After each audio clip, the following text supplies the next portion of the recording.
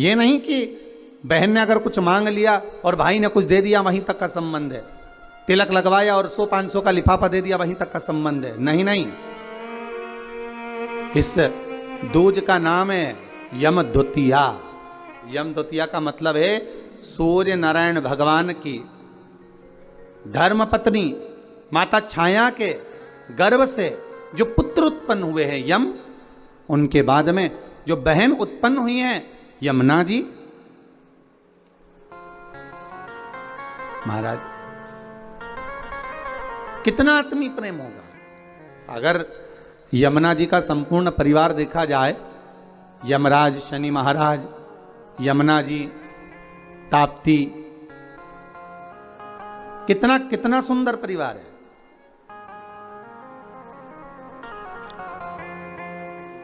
एक बार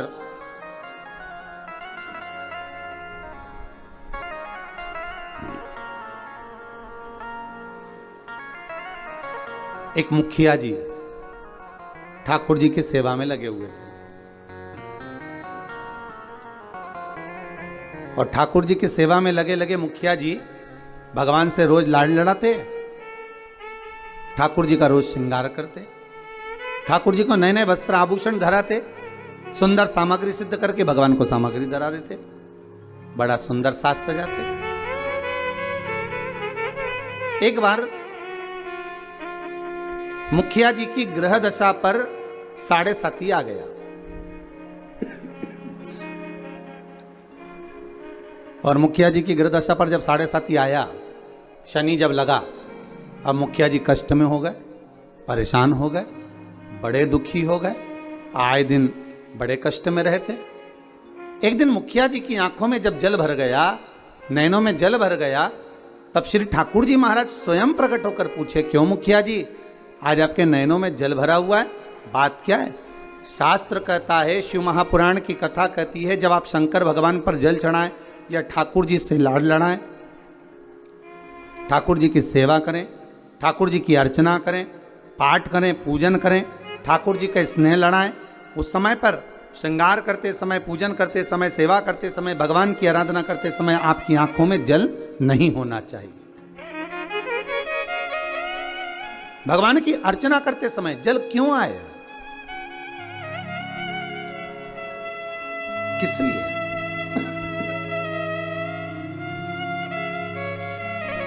उस जल की महत्वता क्या? और महाराज मुखिया जी बोले, ठाकुर जी समझ में नहीं आ रहा, आज तो शरीर में कष्ट बहुत है और मन में मानसिक टेंशन बहुत है। बाबा बोले, क्यों चिंता करते हो? झारी जी में से यमुना जी को प्रकट करा मेरे ठाकुर जी ने, और यमुना जी को प्रकट कर मेरे ठाकुर जी बोले, यमुना आज आप मुखिया जी जब झारी जी भर रहे थे, आपका श्रृंगार कर रहे थे, ऊपर से वस्त्र ओढ़ा रहे थे, तब आपको मन में है कि आज मुखिया जी के नैनों में जल भरा हुआ है? यमुना जी बोली, ठाकुर मेरे को मालूम है कि आज मुखिया जी के नैनों में जल है, और क्यों है वो भी मैं जानती हूं। जानती हो? हाँ, क्यों जल है? तो कहा, जल होने का केवल एक कारण है कि मेरे भाई शनि की दृष्टि मुखिया जी पे पड़ गई। ओहो, 7.5 वर्ष तक रहेगी।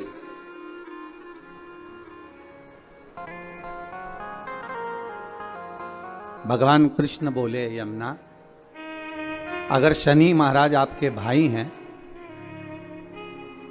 हमारे तो साले हैं, यदि बहन बोले तो क्या भाई मानेगा नहीं? बोलो प्रभु क्या चाहते हो? बस जाओ और शनि महाराज से कहो, जो ठाकुर जी से लाड़ लड़ाए, जो भगवान की सेवा में डूबा रहे, जो भगवान की भक्ति में सदा डूबा रहे, उस पर कभी न 7.5 लगे न ढैया लगे। शनि की कुदृष्टि उस जीव पर नहीं पड़ना चाहिए।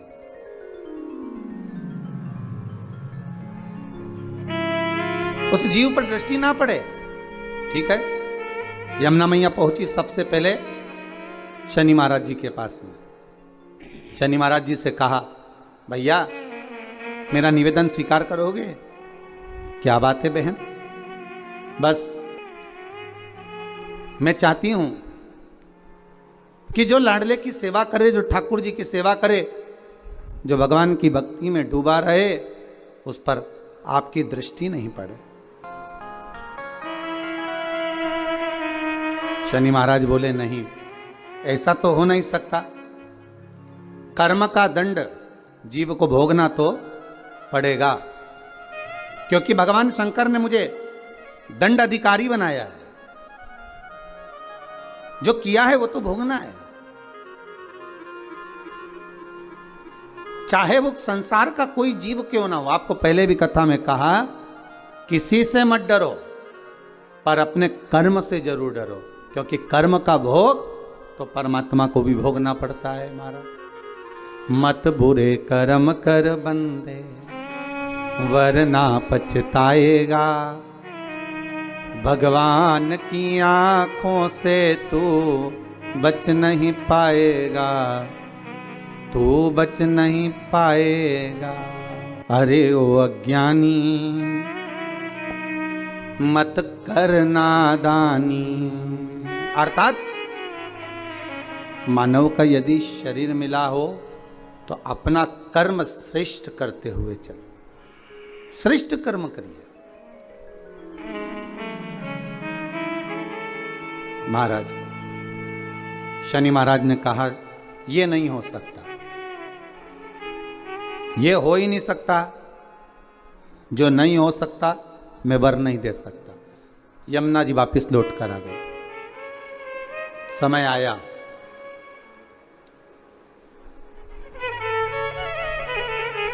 कार्तिक का महीना था। यमुना जी इससे पहले शनि महाराज के पास बारंबार जा चुकी हैं। यमराज के पास भी यमुना जी कई बार जा चुकी है, बार बार विनती कर चुकी है, पर मानते ही नहीं।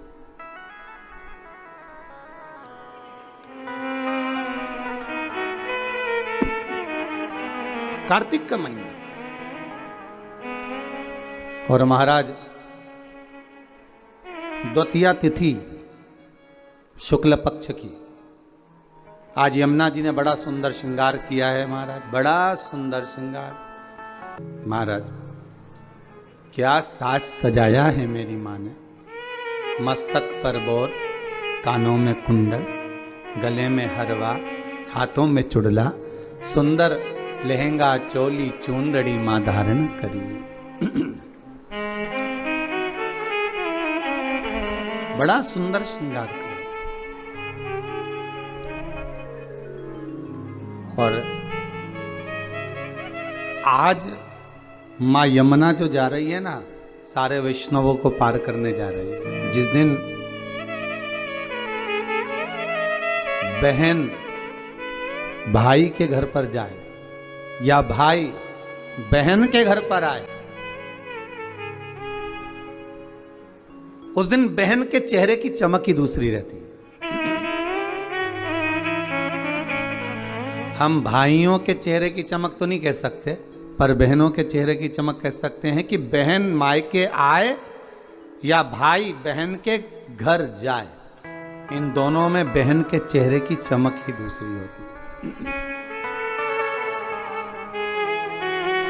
और केवल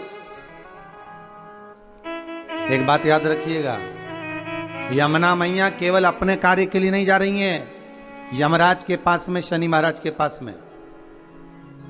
यमुना मैया केवल अपने कार्य के लिए नहीं, कई वैष्णव, हजारों वैष्णव तार दिए, जय जय यमुना मैया। कई पापी पार उतार दिए, जय जय यमुना। केवल अपने कार्य के लिए यमुना जी नहीं जा रही, यमुना जी जा रही हैं संपूर्ण भूमंडल के उद्धार के लिए। सारे देवी देवता के चरणों का दर्शन अगर आप करेंगे तो सबके चरण एक साथ दर्शन होंगे, पर यमुना जी के चरण का यदि आप कभी दर्शन करेंगे तो यमुना जी का चरण एक आगे एक पीछे है। क्यों? क्योंकि यमुना हर पल, हर घड़ी, हर क्षण दौड़ती हुई नजर आ रही है वैष्णवों को जोड़ने के लिए, भक्तों को जोड़ने के लिए।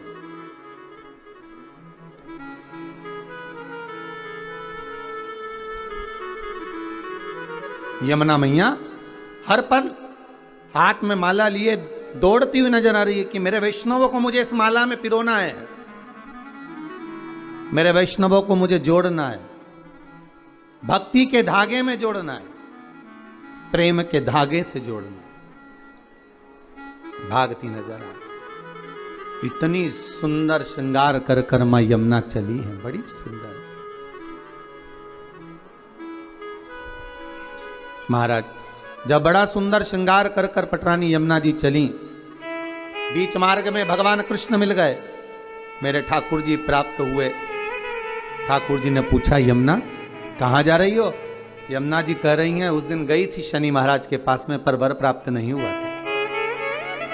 आज कुछ ऐसा करने जा रही हूं जिससे मेरे दोनों भाई मेरे दरवाजे पर आकर मुझे वर देकर जाएंगे, ये मुझे विश्वास है।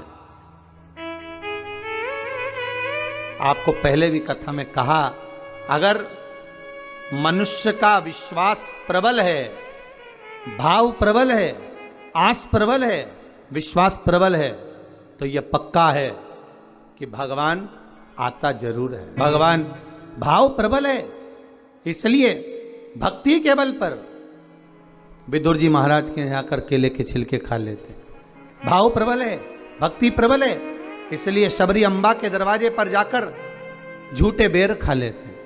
भाव प्रबल है, भक्ति प्रबल है, इसलिए कर्मा जी के घर पर जाकर खिचड़ी खा लेते। आज स्वयं यमुना जी को देखे तो भगवान कह रहे हैं कि कहाँ जा रही हो यमुना, इतना श्रृंगार कर कर। यमुना जी कहती हैं, प्रभु मैं मेरे दोनों भाइयों को निमंत्रण देने जा रही हूँ। निमंत्रण किस चीज का? मेरे धाम में ब्रजमंडल में मैं उनको बुलाऊंगी। ब्रजमंडल में बुलाओगी? क्यों? यमुना जी कह रही है, मैं भूमंडल पर ब्रजमंडल में मेरे शनि महाराज और यमराज दोनों को बुलाऊंगा। दोनों भाई आएंगे। क्यों? तो के भोजन करने।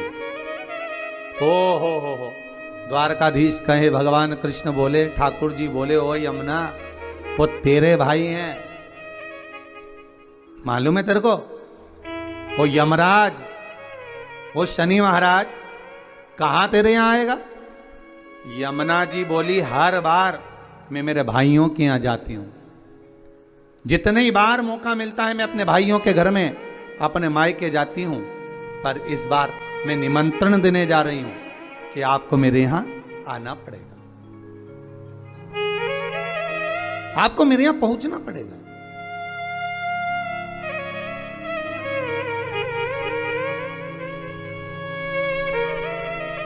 महाराज यमदूतिया की कथा कहती है, बहन और भाई का संवाद कहता है।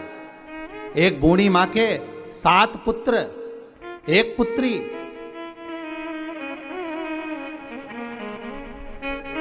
और श्राप लगा था उस बूढ़ी मां के यहां कि तेरे घर में जितने बेटे हैं, इनका जब विवाह होगा तो इनको सांप डसेगा, इसको मरना पड़ेगा।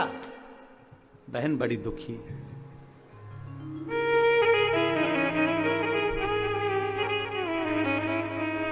आज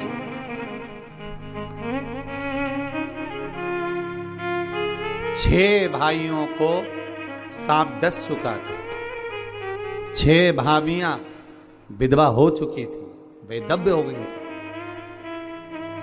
केवल 1 भाई बचा। मां ने कहा, बेटा बहन के घर चले जाओ, दूज का तिलक लगवा कर आओ। जाओ। भाई जाए। बहन को सूचना मिली कि मेरा भाई आ रहा है और 1 ही भाई बचा है, अब तो शादी होती है सांप डस लेता है, क्या करूं?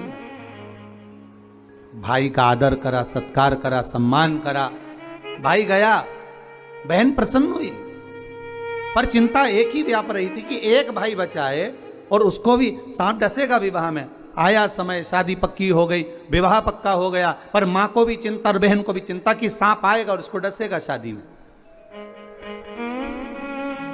बस विवाह होकर आती है बहू और सांप डस लेता।